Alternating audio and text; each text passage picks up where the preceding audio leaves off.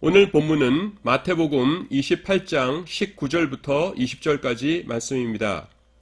그러므로 너희는 가서 모든 민족을 제자로 삼아 아버지와 아들과 성령의 이름으로 세례를 베풀고 내가 너희에게 분부한 모든 것을 가르쳐 지키게 하라.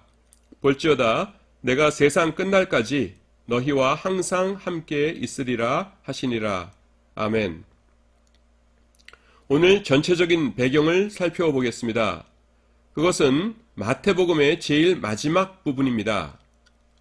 오늘 이 말씀은 예수님께서 지상사역을 마치시고 제일 마지막에 남기신 유언과 같은 말씀입니다. 오늘 본문 말씀 19절 20절을 마지막으로 마태복음이 끝납니다. 유언은 대개 가장 중요한 말입니다. 그렇기 때문에 이 말씀 또한 매우 중요한 내용이라는 것을 우리가 알 수 있습니다. 이 말씀의 주제는 모든 민족으로 제자를 삼으라는 것입니다. 오늘 본문 말씀에 동사가 5개가 등장합니다. 가서 제자로 삼아 세례를 베풀고 가르쳐 지키게 하라 입니다. 한글 번역으로 보면은 명령의 의미를 갖는 것들이 많은 것 같습니다. 하지만 헬라어 원문에서 명령형은 딱 한 개밖에 없습니다. 여러분, 그게 무엇이겠습니까? 제자를 삼으라 라는 것입니다. 나머지 4개의 동사들은 제자를 삼는 것을 어떻게 해야 하는가 하는 그 방법을 설명해 주고 있습니다. 자세하게 설명을 드리겠지만 우선 그 구절을 분석을 해보면은 이와 같습니다. 왼쪽으로 나와 있을수록 주가 되는 것이고 오른쪽으로 들어가 있을수록 약간 보조적인 성격을 띠는 것입니다. 명령형은 하나밖에 없으니까 그걸 제일 왼쪽으로 당겨 놓았습니다. 무엇입니까? 모든 민족을 제자로 삼아 라는 것입니다.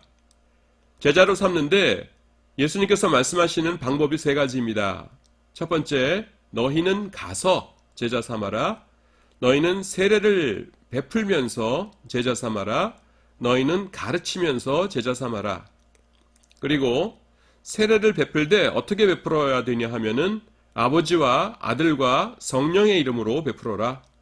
가르치되 무엇을 가르쳐야 하냐 하면은 내가 너희에게 분부한 모든 것을 가르쳐라. 언제까지, 어떻게 될 때까지 가르쳐야 하냐 하면은 그들이 지킬 때까지 가르쳐라 라는 것입니다. 먼저 가서입니다. 원래의 뜻, 즉 헬라어 원문을 직역한 뜻은 간 후에입니다. 간 후에 제자를 삼아라 라는 것입니다. 여기에는 2가지 의미가 있습니다. 첫 번째는 그들과 함께 하라 라는 것입니다. 제자를 삼으려는 사람과 인격적으로 함께 해야 합니다. 예수님께서 어떻게 하셨습니까?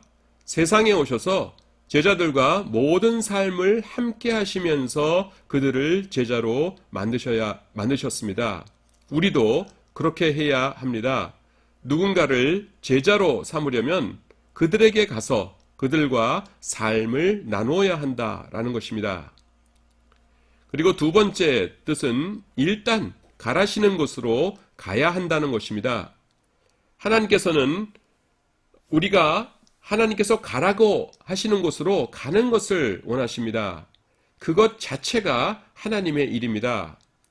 우리는 내가 가서 무슨 일을 얼마나 할 수 있을까 하는 것을 고민하는데 그것은 둘째 문제입니다. 일단 하나님이 가라고 하시는 곳으로 내 몸을 옮겨 놓아야 합니다. 이 가는 것의 중요성을 보여주는 구절들이 있습니다. 요한복음 12장 26절 보시면은 사람이 나를 섬기려면 나를 따르라. 나 있는 곳에 나를 섬기는 자도 거기 있으리니 라고 말씀합니다. 또 계시록 14장 4절 보시면은 14만 4천 명의 모범적인 성도들을 설명하시면서 이 사람들은 어린 양이 어디로 인도하든지 따라가는 자며 라고 말씀하고 있습니다. 세례를 주고 가르쳐 라고 말씀합니다. 제자로 삼을 때 반드시 같이 행해야 할 일 2가지가 있습니다. 세례를 주는 일과 가르치는 일입니다. 세례를 주되 아버지와 아들과 성령의 이름으로 세례를 주어야 한다고 말씀하십니다.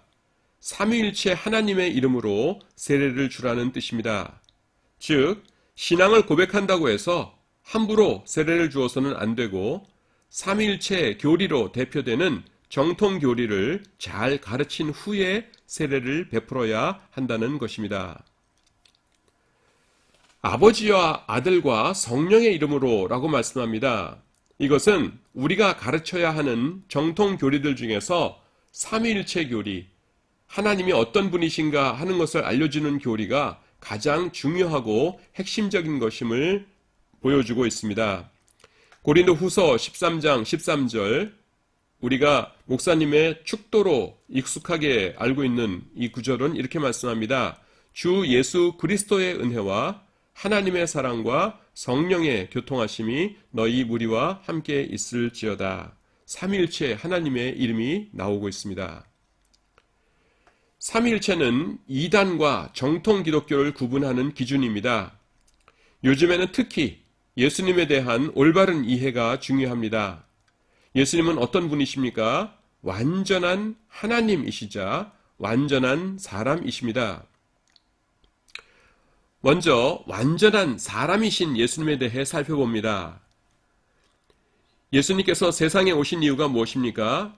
인간을 대표하여 형벌을 받으시기 위해 오셨습니다. 인간을 대표하기 위해서는 완전한 인간이셔야 했습니다. 여러분, 다른 반 학생이 와서 우리 반 반장이 되겠다 하면은 용납할 수 없는 것 아닙니까? 우리 반 중에서 반장이 되어야지요. 마찬가지로 인간을 대표하기 위해서는 예수님께서는 완전한 인간이셔야 했습니다. 요한 2서에 보시면은 1장 7절에서 이렇게 말씀합니다. 미혹하는 자, 즉 정통교리를 부인하는 자가 세상에 많이 나왔나니 그들이 하는 말이 무엇입니까? 이는 예수 그리스도께서 육체로 오심을 부인하는 자라. 즉 예수님께서 완전한 사람이셨음을 부인하는 자는 정통 기독교인이 아니다. 이렇게 말씀하고 있습니다. 두 번째는 예수님은 완전한 하나님이십니다. 요한복음 1장 1절에 보시니까 태초에 말씀이 계시니라 이 말씀이 하나님과 함께 계셨으니 이 말씀은 곧 하나님이시니라 라고 말씀합니다. 말씀은 예수님을 말합니다. 이 말씀은 곧 하나님이시니라 이렇게 말씀합니다. 예수님께서 완전한 하나님이셔야 하는 이유는 다음과 같습니다. 인간은 죄를 지어서 모두 지옥에 가야 했습니다. 그런데 하나님께서는 인간을 사랑하셔서 그들을 구원하고 싶으셨습니다. 그런데 그러기 위해서는 누군가 그 형벌을 인간 대신 받아야 했습니다. 그런데 형벌을 받기 위해서는 자유의지를 가진 존재가 필요한데 자유의지를 가진 존재는 넷밖에 없습니다. 하나님, 천사, 사탄 마귀, 인간이 그것입니다. 먼저 인간부터 살펴봅니다. 그런데 인간이 다른 인간을 위해서 대신 죽을 수 있습니까? 사형수들이 있는데 어떤 사형수를 죽이려고 하니까 다른 사형수가 나타나가지고서는 아이고 이 사람 대신 내가 죽겠습니다. 그러면은 그 사형 집행인이 뭐라고 하겠습니까? 껄껄 웃으면서 아이고 자네는 내일 죽을 걸세. 내일 죽을 사람이 무슨 이 사람을 대신해서 죽나? 이럴 것 아닙니까? 우리 인간의 처지가 그렇다는 것입니다.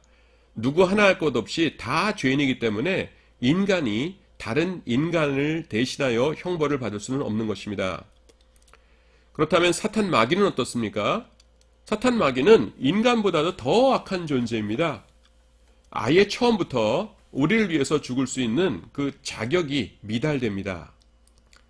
천사는 어떻습니까? 천사는 죄가 없습니다. 하지만 인간 대신 천사가 벌을 받는다고 하면 이것은 하나님의 공의에 어긋나는 일입니다. 하나님께서 만약 어떤 천사에게 네가 인간이 받을 형벌을 대신 받아라 라고 하시면은 천사는 순종은 하겠지요. 하지만 속으로 이렇게 중얼거릴 것입니다.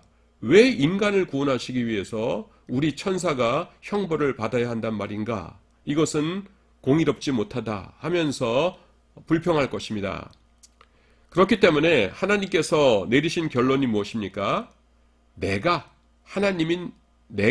인간이 받을 형벌을 대신 받겠다 하고 결론을 내리셨습니다. 그래서 실제로 하나님께서 직접 인간의 몸을 입고 세상에 오셨습니다. 그것이 누구이십니까? 성자 예수님이십니다. 그러므로 인간의 구원자가 되기 위해서는 그는 100% 완전한 사람이자 100% 완전한 하나님이셔야 합니다. 이 조건을 충족시키는 존재는 인류 역사상 예수님밖에 없으십니다. 그러므로 자신이 메시아라고 자칭하는 이단들은 모두 거짓입니다. 가르쳐라고 말씀합니다. 세례를 베풀 뿐만 아니라 가르쳐야 합니다.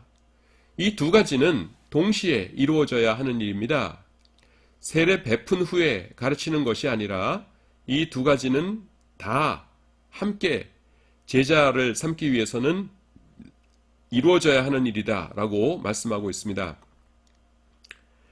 그러면은 가르치는 일의 내용이 무엇입니까? 예수님께서 가르치신 모든 것입니다. 내가 너에게 분부한 모든 것이라고 말씀합니다. 예수님께서는 무엇을 가르치셨습니까?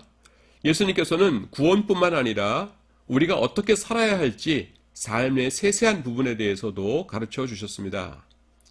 그리고 가르쳐 지키게 하라 라고 말씀합니다. 어느 정도까지 가르쳐야 합니까?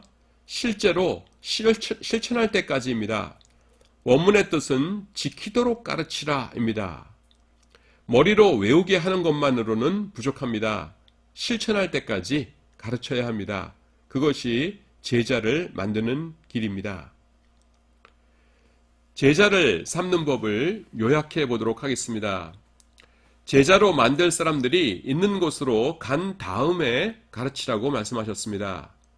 세례를 베푸는 일과 가르치는 일을 모두 해야 한다고 말씀하십니다. 세례는 삼위일체 교리로 대표되는 정통 교리를 가르친 후에 베풀어야 합니다. 예수님의 교훈을 머리로 외울 뿐만 아니라 삶 가운데 지키도록 우리가 가르쳐야 합니다. 그런데 오늘 본문에서 예수님의 말씀은 이곳으로 끝나지 않습니다. 오늘 본문의 뒤에도 말씀이 있고요. 또 그 앞에도 비슷한 말씀이 있습니다.